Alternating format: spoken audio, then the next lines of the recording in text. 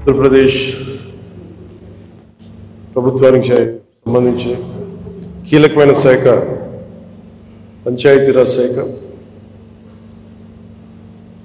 ఆంధ్రప్రదేశ్ వెన్నెముక శాఖ,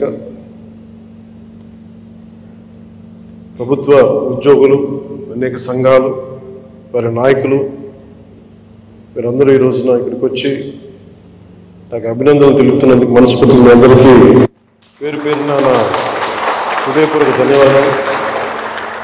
మనం క్షమించాలి, కొంతమంది సంఘాల నాయకులు వచ్చినప్పుడు మొదటి రోజు ఛార్జ్ తీసుకున్నప్పుడు చాలామంది ఎక్కువ వచ్చేయటం వల్ల నాకు ప్రత్యేకమైన ఇబ్బంది ఉంటుంది. సో దాంట్లో మీ సంఘాల నాయకులందరినీ కలుసుకోలేకపోయారు, దానికి క్షమించాలి. అందుకని వెంటనే నా దృష్టికి రాగానే వెంటనే మీకు ఫోన్ చేసి మీతోనే మాట్లాడినట్టు. అంటే నా ఉద్దేశం ఏంటంటే నిర్లక్ష్యం చేసే వ్యక్తిని కాదని చెప్పడానికి,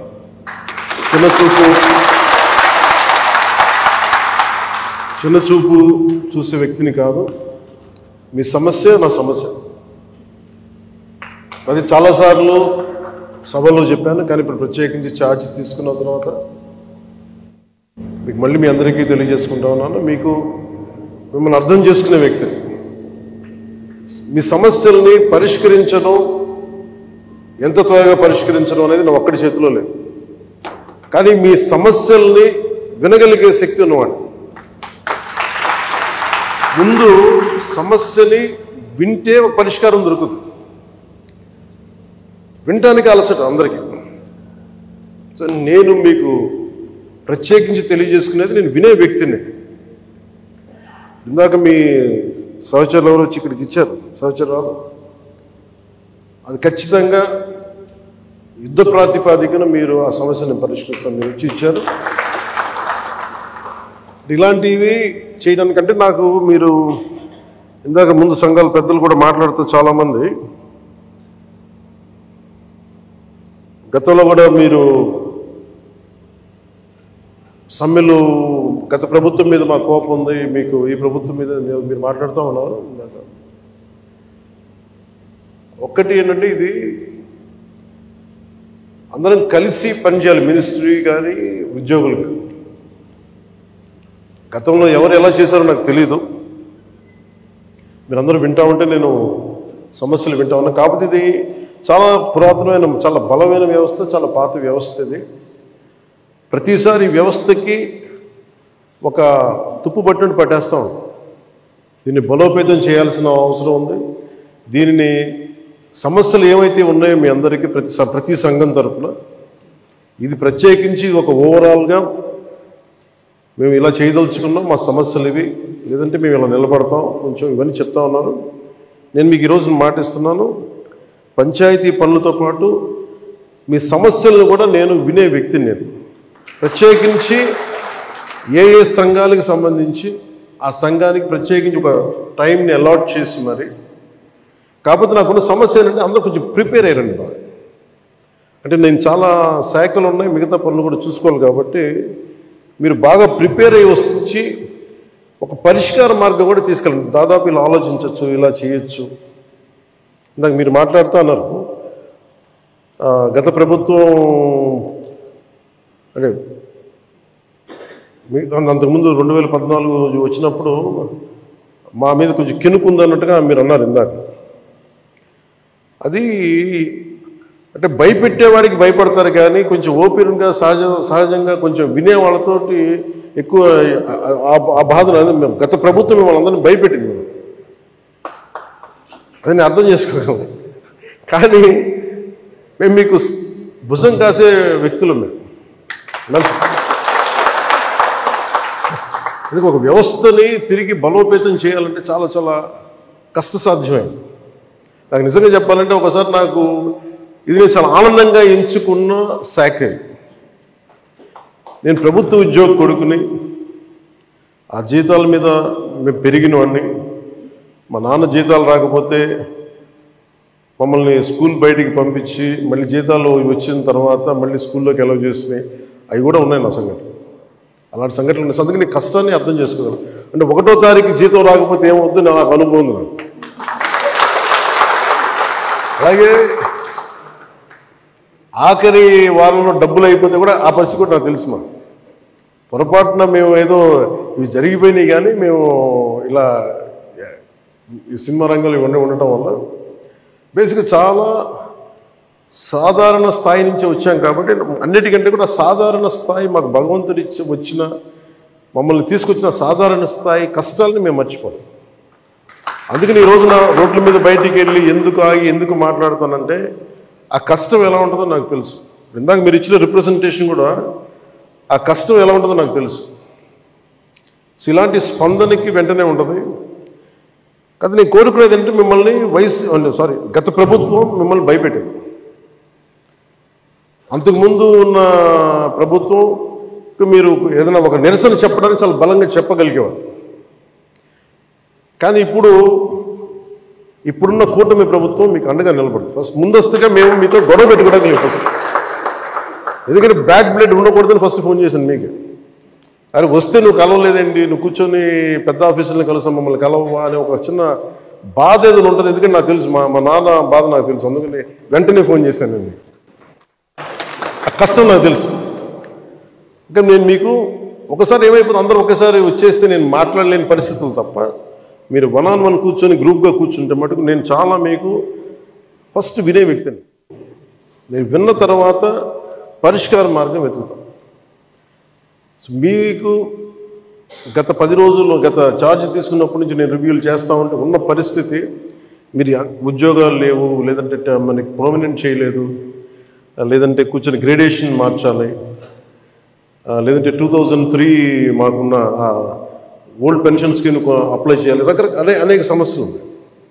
వీటన్నిటినీ చాలా క్షుణ్ణంగా మీ దగ్గరతో వింటాను. కాబట్టి వీటన్నిటికీ మించి మూలం ఆర్థిక మూలం. రాష్ట్ర విభజన జరిగినప్పటి నుంచి ఈరోజు దాకా ఆంధ్రప్రదేశ్ ఇంకా ఉణుకుతూనే ఉంది, ఆర్థికంగా నిలదొక్కుకోరు. మేము కూడా ఓటు చీలకూడదు, అందరూ కలిసి రావాలి. ఎందుకన్నామంటే అసలు ఆంధ్రప్రదేశ్కి ఒక బలమైన రాజకీయ వ్యవస్థ ఉంటేనే కింద ఉన్న మనకి పనిచేస్తున్న ఉద్యోగులందరికీ కూడా ఒక భద్రత ఉంది. ఇందాక మాట్లాడుతూ ఉంటే కూడా ఐఏఎస్ అధికారులతో వాళ్ళకు కూడా డిఏలు ఇవ్వలేని పరిస్థితి ప్రభుత్వం. ఒక 90,000 రూపాయలు వాళ్ళకి రావాల్సింది 4% ఇంక్రీజ్ వచ్చింది. మాకు అన్ని బకాయిలు తీసుకుంటే 90,000 ఇవ్వాలి, వదిలేశారు. ఇంకా రావని చెప్పి వదిలేశాను. ఐఏఎస్ అధికారులు చెప్తా ఉన్నాను. అంటే ప్రైవేట్ వీళ్ళందరూ ప్రాఫిట్ పొందుతూ ఉన్నారు.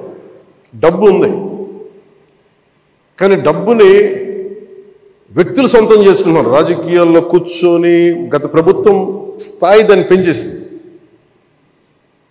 అది మేము కరెక్ట్ చెయ్యాలి. అందుకని మేము చాలా నిబద్ధతతోటి నిక్కచ్చిగా ఉండే వ్యక్తులు మేము కట్టుబడి ఉన్నాం. సో మీకు మేము మాట ఇచ్చేది కూడా ముందస్తుగా అసలు ఫస్ట్ ఆర్థిక పరంగా అసలు ఎలా ఉంది రాష్ట్రం, శ్వేతపత్రాలు రిలీజ్ చేయబోతుంది. ఆర్థిక పరంగా ఎంత ఏ పరిస్థితుల్లో ఉంది, ప్రతి డిపార్ట్మెంట్లో ఎంత డబ్బు ఉంది, ఏ డబ్బులు ఉన్నాయి, అసలు ఏమైపోయిన. ఉదాహరణకి పొద్దున్న ఏదో రివ్యూ చేస్తూ ఉంటే నారాయణ గారితో మాట్లాడుతూ ఉంటే అంటే ఏ పరిస్థితుల్లో ఉన్నాయి చెప్తాను. ముఖ్యంగా మన పిఆర్కి, మన పంచాయతీరాజ్ సంబంధించి 15th ఫైనాన్స్ కమిషన్ అసలు డబ్బు లేదు, మ్యాచింగ్ గ్రాంట్ ఇవ్వలేదు. దాదాపు కొన్ని వేల కోట్లు రావాల్సింది రాలేదు. ఇప్పటికి ఈరోజు కూడా కూర్చోబెట్టి దాదాపు 1800 కోట్లు అనుకుంటున్నాను. 1580 కోట్లు, క్లోజ్ టు 1600 crores రావాలి. సో 15th ఫైనాన్స్ కమిషన్ డబ్బులు వదిలేసుకున్నాం.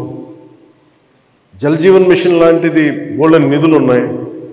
సో ఏ పథకం, కేంద్ర పథకాలకి ఇవన్నీ చూస్తుంటే కేవలం మ్యాచింగ్ గ్రాంట్ ఇవ్వలేకపోవడం. నేను అధికారులు పొద్దు నుంచి గత రోజుల నుంచి నేను అడుగుతా ఉంటే ఒకటే అడుగుతున్నాను, ఏమైనాయంటే మీ బాధ్యత కదా, మీరు ఎందుకు లేరు ఇట్లా అని అడిగారు. సమస్య ఏమైంది, సరైన నాయకత్వాన్ని ప్రజలు ఎన్నుకోలేనప్పుడు ఇష్టారాజ్యంగా ప్రవర్తించారు. దానికి పర్యాసాధనమే మనం అనిపిస్తుంది ఈరోజు.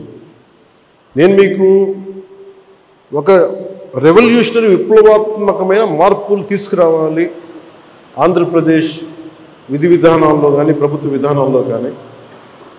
దానికి నేను నా వంతు కృషి నేను బలంగా చేసి పెడతాను. మీకు ఏదో ఒక రోజు వారానికి మీ సమస్యల మీద ప్రత్యేకించి దృష్టి సారిస్తాం.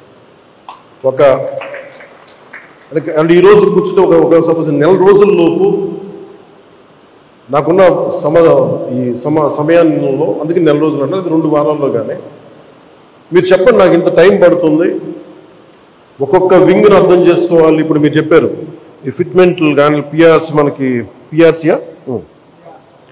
కానీ, అలాగే కమిషనర్స్ ఇప్పుడు దాకా అపాయింట్ చేయలేదు. ప్రతిదీ కూడా మీరు క్షుణ్ణంగా చెప్తే నేను కన్సర్న్ అధికారులతో మాట్లాడి నేను ఏం చేయగలంటే, నేను టాస్క్ మాస్టర్ ముందు సమస్యకు పరిష్కారం వెతుకుతానని చెప్పేవాడు. నేను పారిపోయే వ్యక్తిని. నాకు యాక్చువల్గా నాకు రాజకీయాలు నాకు అవసరం లేదు. నాకు నేను ఎందుకు వచ్చానంటే ఇది నా నేల అనుకొని వచ్చాను. ఇది ఎవరో మీ తరపున నిలబడి మాట్లాడటానికి ఇన్ని కోట్ల మందికి నిలబడాలి, నా వంతు కృషి చేయడానికి వచ్చాను. దాంట్లో భాగం మీ భవిష్యత్తుకి, మీ భద్రతకు కూడా నేను మనస్ఫూర్తిగా మాటిస్తున్నాను, మీకు నిలబడి. సో నేను కోరుకునేదల్లా మీకు ఈరోజు నేను అద్భుతాలు చేసేస్తాను, అన్ని సమస్యల్ని పరిష్కరించేస్తాను నేను చెప్పను.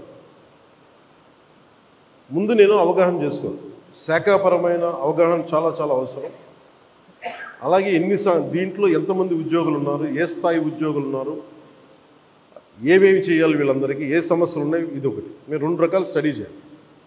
ఇవన్నీ చేసిన తర్వాత ఒకటి పంచాయతీలని దానికి పునర్వైభవం తీసుకురావడం, గత వైభవం తీసుకురావడం పంచాయతీలకి.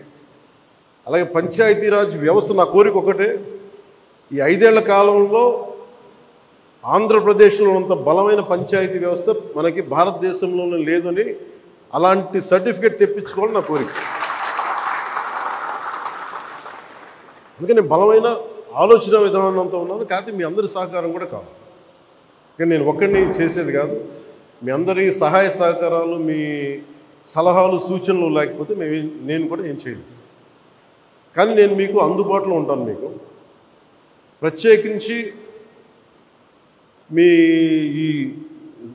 ముఖ్యంగా మీరు కోరుకుంటుంది అన్నిటికంటే దారుణ బాధ అనిపించింది, నెలకి జీతాలు ఇవ్వడం పక్కన పెట్టి జీతాలు పెంచాలని అడగాలి, కానీ నెలకి జీతాలు వస్తే చాలు అనుకునే 1వ తారీఖు జీతాలు వస్తే చాలు అనే స్థాయికి పెరిగిపోయింది. సో అభివృద్ధి అనేది లేదు, నిధులు లేవు. వీటన్నిటి మధ్యలో now governance is a great challenge for all of us. కానీ మాకేం నమ్మకం ఉందంటే పెట్టుబడులు తీసుకురాగలం, అభివృద్ధి పదంలో ముందుకు తీసుకెళ్ళగలం, ఒక ధైర్యం చాలా బలంగా ఉంది. సో మేము బలంగా మీకు చేసి నీకు నెక్స్ట్ మీటింగ్ నేను మీకు తెలియజేస్తాను. సంఘాల పెద్దలందరికీ, నాయకులందరికీ. హరిప్రసాద్ గారికి నా పొలిటికల్ సెక్రటరీ, అలాగే మన పంచాయతీరాజ్లో కూడా కొంత ఆయన సహాయం తీసుకుంటాను. వరప్రసాద్ గారు వీళ్ళందరూ ఉన్నారు. కానీ ప్రత్యేకించి ఇంకొంచెం మీకు ఎక్కువ నమ్మకం కలిగించడానికి, అందుబాటులో ఉంటానని చెప్పడానికి, మీరు సమస్యని ఇన్ని సంఘాలు ఉన్నాయి, వీళ్ళకి ఈ సమస్య ఉంది, ఇది మాకు క్షుణ్ణంగా ఈయనేమంటారంటే మిమ్మల్ని ఈ రిపోర్ట్ చేసి పట్టుకురండి నేను మాట్లాడు. సో అది కుదిరితే మనం అక్కడ క్యాంప్ ఆఫీస్లోనే కూర్చుందాం. లేదంటే ఒకసారి ఏదైనా కూర్చోబెట్టి మీకు మీరున్న చోటకి అన్నీ బాగుంటాయి, నేను కూడా రావడం నాకు సిద్ధం. నాకు అలాంటి ఇబ్బందులు కూడా ఏమి. సో ఇవన్నీ దృష్టిలో పెట్టుకుని నాకు ఇప్పుడే ఛార్జ్ తీసుకున్నాను కాబట్టి కొద్దిగా నాకు కొన్ని రోజులు సమయం ఇవ్వండి. నాకు సమయం ఇచ్చిన తర్వాత మీతో కూర్చొని మన సాధక బాధకాలన్నీ మాట్లాడుకుని, ముందు మీరు ఆనందంగా ఉంటే తప్ప ప్రజలకు మిమ్మల్ని ఆనందంగా ఉంచలేదు. నాకు మీరు ఆనందంగా ఉండాలని మనసావాచ ఆకాంక్షించాను. అలాగే మీ సమస్యనమ్మా నేను వెంటనే అది మాట్లాడేస్తాను. నేను లాస్ట్ టైం కూడా చేయించాను. 2014లో కూడా ఇలాంటి ఇష్యూ ఏదో ఉంటే నేను అది ప్రత్యేకించి చేయించాను. It will be done. అది మేమే కూర్చోబెట్టి చేసాను. అది మటు కొంచెం మాట్లాడుతున్నాను. సో మీ అందరికీ ప్రత్యేక ధన్యవాదాలు తెలుపుకుంటే, అంటే నేను ఎంత అవగాహన చేసుకున్నాను అనడానికి మీరు చెప్పిన ప్రతి పాయింట్ యాజ్ ఆన్ నౌ నేను నోట్ చేసుకున్నాను. దీని మీద నేను అంటే వీటి మీద కూర్చొని నెక్స్ట్ టైం మీటింగ్ నాకు కొంచెం ప్రిపరేటరీ వర్క్ కావాలి. అందువల్ల కూర్చొని మీతో మాట్లాడతాను తెలియజేసుకుని మీ అందరికీ ప్రత్యేకమైన ధన్యవాదాలు తెలుపు సెలవు తీసుకున్నాం. జై హింద్.